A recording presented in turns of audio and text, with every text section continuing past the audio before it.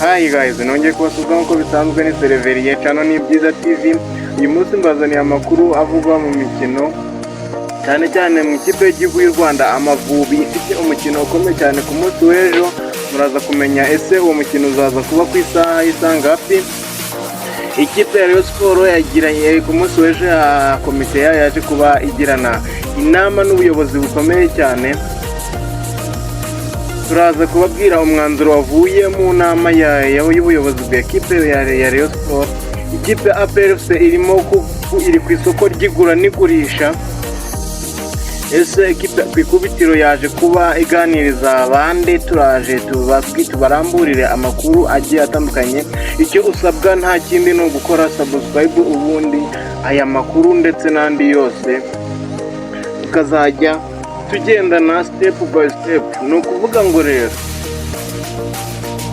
kora subscribe, ariko nawe wakoze subscribe nkomeza kugushimira cyane, uri intwari cyane. Ariko nkomeza kunenga abantu mutera comment mushira isoni, niba mutera comment mutukana turabanenze cyane. Gusa ujye umva ko igihe ugiye kwandika ugiye gushira isoni ewana burimo kunengwa byatari. Umunsi umwe uzanuka gati inshuro 10 najya nzibarira ku rutoki, rega ndazisoma guys. Ewana nzajya musoma kabisa hano muje kwa rubanda, kuko niwe urimo kwiyandagaza. Reka twambukire mu ikipe ya APR FC, aho ikipe ya APR FC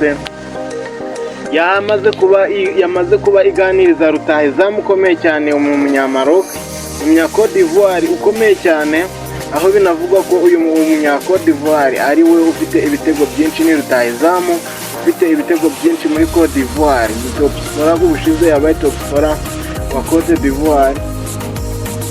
Ikipe ya APR FC ndetse nanone yaje kuba icisha umweyo mu ikipe, haje kuba hacamo umweyo ukomeye cyane, abakinnyi batandatu bagera basezererwa.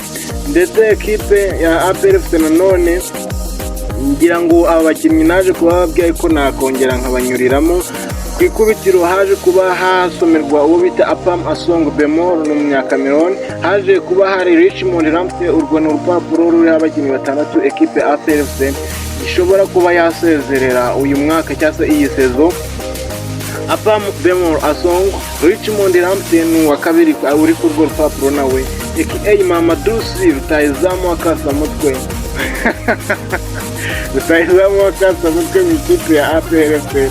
Uwo bita Victor Mbahoma Chukwuemeka wana umukinnyi ukomeye cyane. Uwo bita Godwin Odibo ndetse na Chidebere Johnson Obodo, abakinnyi baje kuba bamaze kuba basezererwa. Biravuga ko bashobora gusezererwa mu ikipe ya APR FC, kuko iyi sezo ekipe ya APR FC irashaka kugura abakinnyi bagera muri batatu bakomeye cyane, nta gutunga ingwiza murumbo. Ekipe y'igihugu y'u Rwanda Amavubi yaje kuba ikora imyiherero ikomeye cyane nk'uko mubireba iyi video. Ndaje mbaciremo gatoya guys, ahubwo reka tubanza dusimbukiye muri club ya Rayon Sports. Rayon Sports ubuyobozi bwaje kuba bwaraye bukoze inama ikomeye cyane, inama yafatiwemo ibyemezo ndetse n'imyanzuro bikakaye, aho ikipe ya Rayon Sports igiye kumanura rutahizamu ukomeye cyane w'akasamutwe hano i Kigali, aho ekipe ya Rayon Sports igiye kugura abakinnyi bagera kuri batatu. Nayo ntago tuzi impamvu APR FC kirimo gutangaza ko ishaka abakinnyi batatu, Rayon Sports nayo nyuma ikaza gatangaza batatu. Ntago nyine namwe muze kwisesengura, mutubwire muri comment. Ekipe ya Rayon Sports, ubuyobozi bwa Rayon Sports bwaje kuba bwanzura ko bwaje bwaganiye ku kintu cy'isoko ry'igura n'igurisha. Ikintu cy'isoko ry'igura n'igurisha mu ikipe ya Rayon Sports nta ewana nicyo baje kuba baganiraho. Banzura ko bagomba guteranya miliyoni 60, amadolari 60. Bivuze ngo ngira ngo mu ncamake nyasize mu Nyarwanda ni nka miliyoni 70 n'izindi mu manyarwanda. Izo miliyoni ubwo no kuvuga ngo baje ikipe ya Rayon Sports ubu ngubu ifite miliyoni 140 kuri konti ya Rayon Sports. kuri konti ya Rayon Sports hari miliyoni 140. bavuga ko Rayon Sports ntabwo irishura ibirarane bya Rekiritoma, hari abakinnyi itarishura ibirarane hari abakinnyi irimo ibirarane bya Rekiritoma mu kipe ya Rayon Sports. Muri miliyoni 140 bagomba kwishyuramo, bagomba gufatamo miliyoni 50 bishura ibirarane bya Rekiritoma, ariko buri mukinnyi wese barokirise bakaba bataramwishyuye amafaranga yose, baraza kumuha 1/2 cyayo bamurimo, ahasigaye baze kuba baterateranya ayo madolari 60, ubundi baze kuba bayahuza bashakemo abakinnyi bagera kuri 3.